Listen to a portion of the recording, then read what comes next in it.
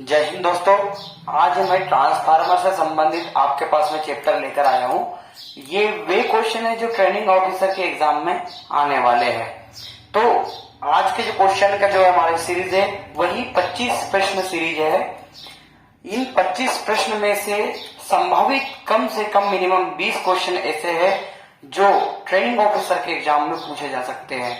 तो चलिए स्टार्ट करते हैं। स्टार्ट करने से पहले मैं आपसे रिक्वेस्ट करता हूं कि जिन भी लोगों ने अभी तक हमारा चैनल सब्सक्राइब नहीं किया है वे कृपया चैनल को सब्सक्राइब कर ले, वीडियो को लाइक करें और कमेंट बॉक्स में आपकी कमेंट्स जरूर लिखकर भेजें ताकि समय समय पर हम जो है आपके लिए और नए नए वीडियो और नए नए जो है क्वेश्चन सीरीज लेकर आ सके। तो चलिए स्टार्ट करते हैं। ट्रांसफार्मर आपको सभी को पता है कि ट्रांसफार्मर होता क्या है। एक्चुअली में जो हिंदी मीडियम वाले उनको मैं बताना चाहूंगा कि उनके लिए जो है एकदम शुद्ध हिंदी में ट्रेनिंग ऑफिसर में क्वेश्चन आते हैं, इसलिए थोड़ा सा ध्यान रखें। शुद्ध हिंदी जो है उसका भी आपको यूज करना है और साथों साथ दूसरी साइड जो होते हैं इंग्लिश में क्वेश्चन दिए जाते हैं।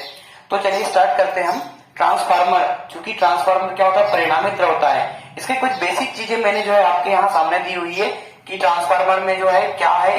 ये पूरी जो संरचना है ये आपकी ट्रांसफार्मर की संरचना है। इसमें ये जो है ये कूलिंग ट्यूब से आपके ये नेम प्लेट है। नेम प्लेट पर आपकी सारी चीजें डिटेल दी जाती है। इसके अलावा टेम्परेचर गेज है। जो ट्रांसफार्मर में किसी प्रकार से यदि टेम्परेचर बढ़ता है तो टेम्परेचर मेंटेन करने के लिए जो है यहाँ हमको टेम्परेचर गेज लगा हुआ है। ऊपर जो है कंजर्वेटर है। कंजर्वेटर से रिलेटेड हमारे बहुत सारे क्वेश्चन जो है एग्जाम में पूछे जाते हैं कि एक्चुअल में कंजर्वेटर क्या होता है। फिर उसके बाद में हम बात करते हैं ब्रीदर। तो ब्रीदर क्या होता है, ये सारे जो है मैंने आपको इसके पहले एक ट्रांसफार्मर का वीडियो बनाया था, उस ट्रांसफार्मर के वीडियो में मैंने सारी चीज आपको बता दिया था। तो चलिए अपन समय न गवाए, समय बहुत कीमती है और इस बार हमको जो है कम समय में अधिक से अधिक तैयारी करनी है, क्योंकि आपको पता है आज से लगभग 15-20 दिन बाद जो हमारे एग्जाम होने वाले हैं। चलिए स्टार्ट करते हैं। सबसे पहला क्वेश्चन हमारा ट्रांसफार्मर से रिलेटेड क्वेश्चन जो है वो हमारे स्क्रीन पर है। ट्रांसफार्मर किस सिद्धांत पर काम करता है? ट्रांसफार्मर किस सिद्धांत पर काम करता है? तो आपको सभी को पता है कि ट्रांसफार्मर किस सिद्धांत पे काम करता है। ट्रांसफार्मर जो होता है म्यूचुअल इंडक्शन के सिद्धांत पर काम करता है। ट्रांसफार्मर जो होता है म्यूचुअल इंडक्शन मतलब अन्योन्य प्रेरण के सिद्धांत पर काम करता है। अब अन्योन्य प्रेरण क्या होता है तो इसको हम थोड़ा समझ लेते हैं कि अन्योन्य प्रेरण क्या होता है। जब किसी एक कॉइल में करंट फ्लो किया जाता है,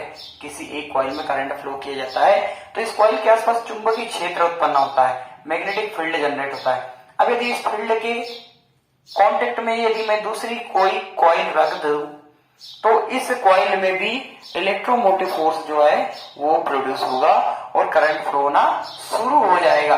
तो कुल मिला के एक कॉइल में करंट फ्लो करने पर इसके पास में रखी हुई दूसरी कॉइल में भी करंट का फ्लो होना ही अन्योन्य प्रेरण कहलाता है। और इसी सिद्धांत पर जो है हमारा ट्रांसफार्मर दोस्तों काम करता है।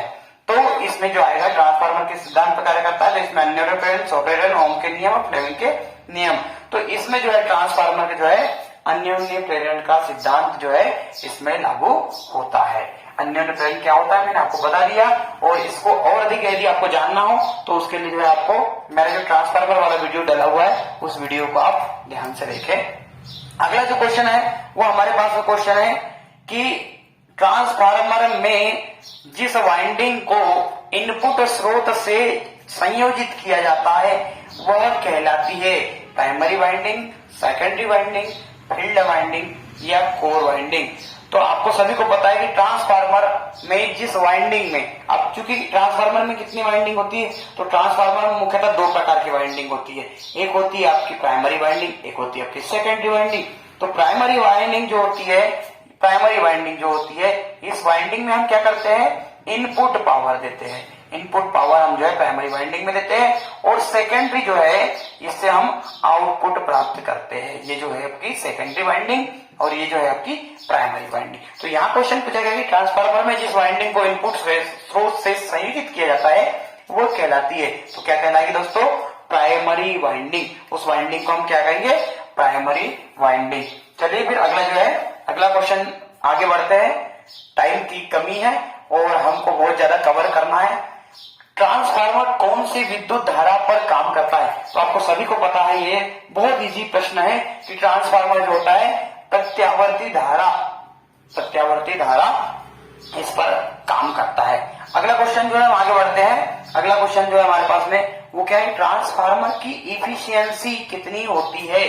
ट्रांसफार्मर की इफिशियंसी कितनी होती है, मतलब दक्षता जो है ट्रांसफार्मर की कितनी होती है? तो इसका राइट आंसर क्या आएगा, 90 से 98% जो है ट्रांसफार्मर की इफिशियंसी होती है। ये मोस्ट इंपोर्टेंट क्वेश्चन है। ये क्वेश्चन जो है जेई के एग्जाम में भी पूछा गया था, तो इलेक्ट्रिकल वाले इस बात को याद रखना, ट्रांसफार्मर में ये क्वेश्चन, ऐसे क्वेश्चन बता रहा हूं जो आपके आएंगे ही, इसलिए अच्छे से तैयारी कर लो, क्योंकि अब की बार टीओ पार ये करना है हमको।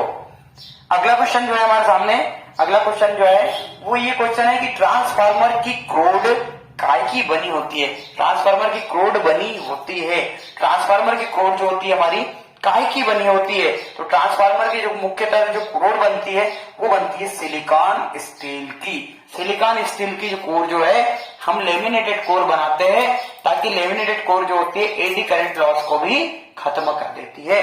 तो इसका राइट आंसर क्या होगा, सिलिकॉन स्टील की, सिलिकॉन स्टील की।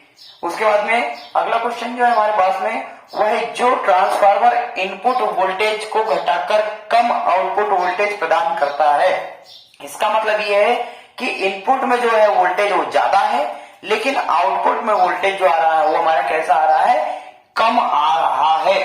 तो जो ट्रांसफार्मर इनपुट वोल्टेज को आउटपुट वोल्टेज में बदलता है तो आउटपुट वोल्टेज में कम कर देता है। इसका मतलब ये कौन सा ट्रांसफार्मर होगा हमारा, अपचायक, step down transformer. Step down transformer जो होगा वो हमारा क्या करेगा, इनपुट को आउटपुट में जब बदलेंगे तो वोल्टेज को कम कर देगा। इसके बाद नेक्स्ट क्वेश्चन जो है हमारा वो आता है कि निम्न में से कौन सा ट्रांसफार्मर का भाग नहीं है? जल्दी बताओ, कमेंट बॉक्स में जल्दी से जल्दी बताओ कौन सा। जी बिल्कुल सही, इसमें जो है हमारा आर्मेचर जो है ये ट्रांसफार्मर का भाग नहीं है। तो इसका राइट आंसर क्या आएगा, आर्मेचर आएगा। ब्रीदर, कंजर्वेटर, कोर तो जो है ट्रांसफार्मर के ही भाग है ना। तो अगला क्वेश्चन जो है इसका क्या आंसर आएगा, आर्मेचर। फिर अगला क्वेश्चन हमारे पास में है कि ट्रांसफार्मर की इफिशियंसी का सूत्र क्या है? ट्रांसफार्मर की इफिशियंसी का सूत्र क्या है? तो किसी भी चीज की इफिशियंसी की यदि बात करें तो हमारा जो होता है आउटपुट अपॉन इनपुट इंटू 100% जो है हमारा, ये किसी भी चीज की इफिशियंसी के लिए फार्मूला होता है। Output upon input, output upon input into 100%, ये जो है ट्रांसफार्मर की इफिशियंसी के लिए फॉर्मूला लागू होता है। तो इसका जो राइट आंसर आएगा वो क्या आएगा आपका, output input into 100%, output upon input into 100%। अगला क्वेश्चन आपके सामने है कि ट्रांसफार्मर में भंवर धारा हानि रोकने का उपाय। मैंने भी आपको थोड़ी देर पहले बताया था कि भंवर धारा हानि को रोकने के लिए हमको क्या करना होता है। तो भंवर धारा हानि को रोकने के लिए जो होता है, कोर को लेमिनेटेड बनाया जाता है। लेमिनेटेड बनाने से क्या होता है कि एडी करंट लॉस जो होता है वो कम हो जाता है। ठीक है, इसका राइट आंसर क्या आएगा, इसकी कोर को क्या करते हैं हम, लेमिनेटेड बनाते हैं। उसके बाद में अगला जो आएगा वो हमारा आएगा कि किस प्रकार के संयोजक में न्यूट्रल पॉइंट की जरूरत नहीं होती। किस प्रकार के संयोजक में न्यूट्रल पॉइंट की जरूरत नहीं होती। तो आपको सभी को पता है कि जो डेल्टा बनता है, डेल्टा में क्या है, चारों आंसर बोलने के बाद में फाइनली उत्तर बोलूं तो मुझे टाइम ज्यादा लगेगा और हमको तैयारी ज्यादा से ज्यादा करनी है, इसलिए मैं डायरेक्ट जो है आपको उत्तर बताते चल रहा हूं। तो जो डेल्टा है, डेल्टा में कहीं से कहीं तक जो है आपका ये पॉइंट देख लो, चाहे ये पॉइंट देख लो, चाहे ये पॉइंट देख लो, इसमें जो होता है न्यूट्रल पॉइंट कहीं भी, कॉमन पॉइंट जो होता है वही न्यूट्रल होता है, और इसमें न्यूट्रल पॉइंट कहीं से कहीं तक नहीं होता। तो हमारा राइट आंसर क्या आएगा, डेल्टा। डेल्टा में जो होता है हमारा क्या नहीं होता, न्यूट्रल पॉइंट नहीं होता। फिर अगला जो है हमारा सिलिका जेल कहाँ भरा रहता है। सिलिका जेल जो है हमारा कहाँ भरा रहता है, तो ये तो सभी को पता है कि सिलिका जेल कहाँ भरा रहता है, ब्रीदर में। अब क्यों भरते हैं सिलिका जेल, ऐसा भी क्वेश्चन आपके पास में आ सकता है कि सिलिका जेल को भरते क्यों है, क्या के लिए भरते हैं, तो नमी को सोखने के लिए, नमी को सोखने के लिए, नमी को सोखने के लिए जो है सिलिका जेल का यूज किया जाता है। तो नमी को सोखने के लिए, ताकि ट्रांसफार्मर में नमी नहीं जाए, तो ब्रीदर में जो है सिलिका जेल को भरा जाता है।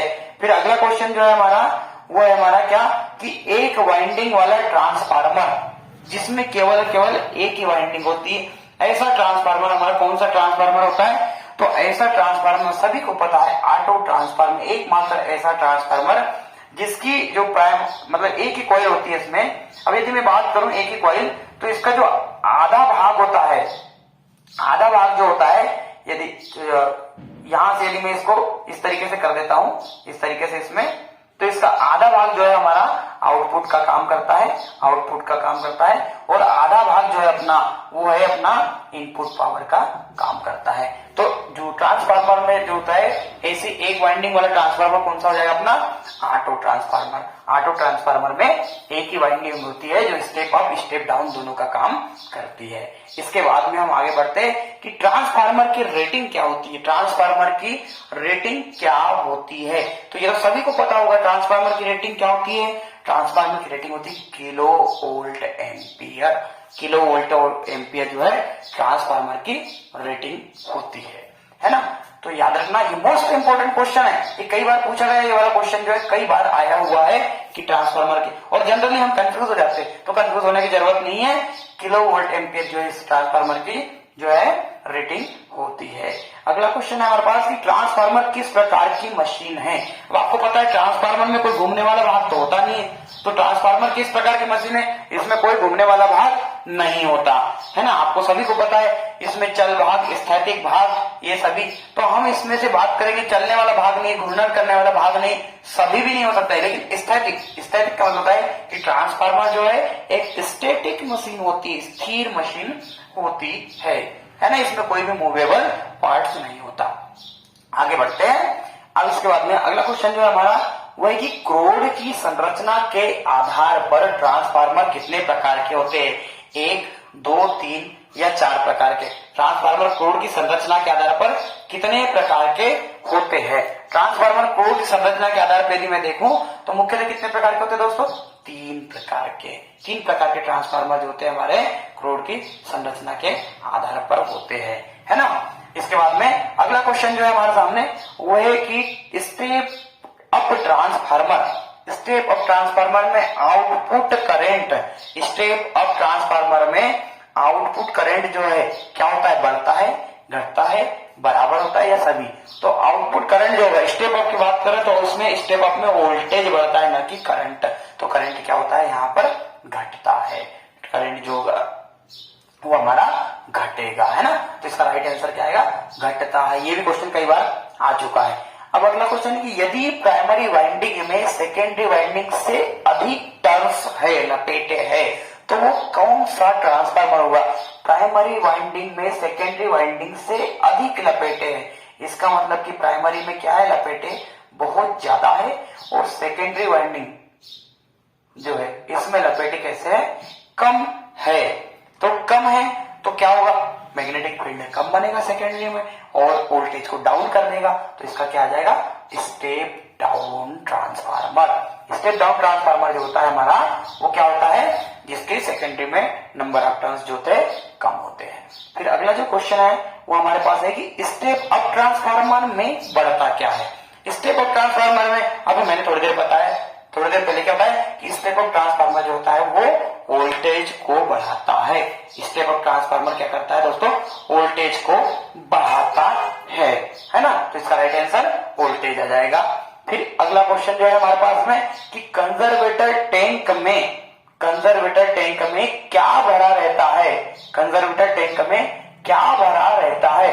सभी को पता है कंजर्वेटर टैंक जो होता है, ट्रांसफार्मर का जो कंजर्वेटर टैंक होता है वो हमारा क्या होता है? ये वाला देखो आप, ये वाला भाग जो कंजर्वेटर टैंक, तो इसमें क्या होता है? ऑयल भरा रहता है ना, ऑयल भरा रहता है। ये 38 नंबर ऑयल होता है, याद रखना। इसमें एक क्वेश्चन और बनता है कि ट्रांसफार्मर में जो हम यूज करते हैं वो तेल कितने नंबर होता है? तो 38 नंबर का ऑयल होता है। तो इसमें क्या होगा? तेल इसका फाइनल आंसर आएगा। फिर अगला जो क्वेश्चन है वो हमारे पास में है कि नमी सोखने के बाद सिलिका जेल का रंग कैसा हो जाता है? नमी सोखने के बाद सिलिका जेल का रंग कैसा हो जाता है?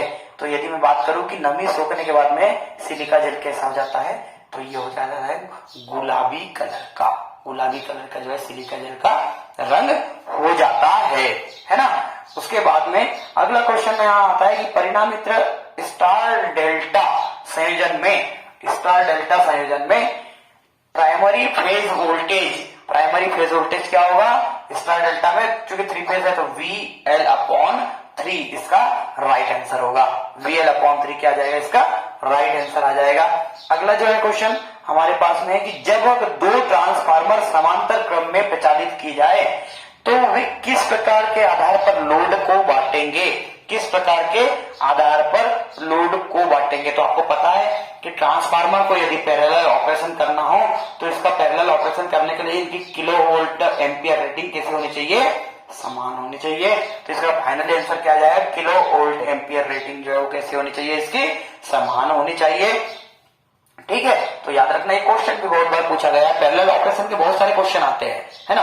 तो इनकी किलो वोल्ट एम्पियर रेटिंग जो होती है वो समान होनी चाहिए। अगला क्वेश्चन जो है हमारे पास में वो है कि रिले का मुख्य कार्य क्या है?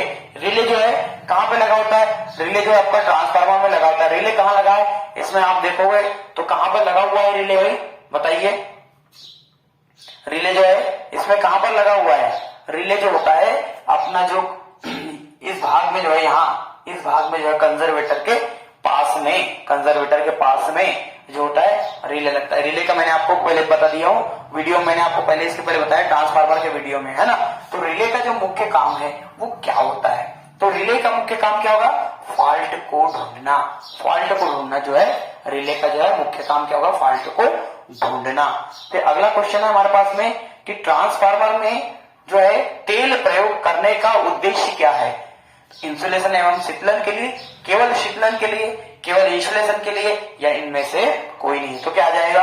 इंसुलेशन और कूलिंग दोनों के लिए ट्रांसफार्मर का काम क्या होता है? जो ऑयल का काम होता है वो इंसुलेशन का भी काम करता है और कूलिंग का भी काम करता है। तो इसका राइट आंसर क्या आ जाएगा? इंसुलेशन एवं कूलिंग दोनों के लिए। अगला जो क्वेश्चन है वो हमारे पास में कि थार्वेस्टर का प्रतिरोध तापमान बढ़ने से क्या होता है? थर्मिस्टर का प्रतिरोध तापमान बढ़ने से क्या होता है? तो क्या होगा? घटता है, उच्च होता है, बराबर होता है, या इनमें से कोई नहीं? तो क्या हो जाएगा? इसका राइट आंसर घटता है। थर्मिस्टर जो होता है वो उसका रेजिस्टेंस जो होता है टेम्परेचर के साथ साथ धीरे धीरे घटता जाता है। तो इस तरीके से दोस्तों हमारे ट्रांसफार्मर से संबंधित जो है क्वेश्चन हमारे पास में आएंगे। तो आपको इस बार किसी भी कंडीशन में आपको इस बार टीओ का एग्जाम निकालना है और उसके लिए आपको अच्छी मेहनत करनी है। मेरी लाइव क्लास देखने के लिए जो है रात के 9 बजे से 11 बजे तक लाइव क्लास चलेगी।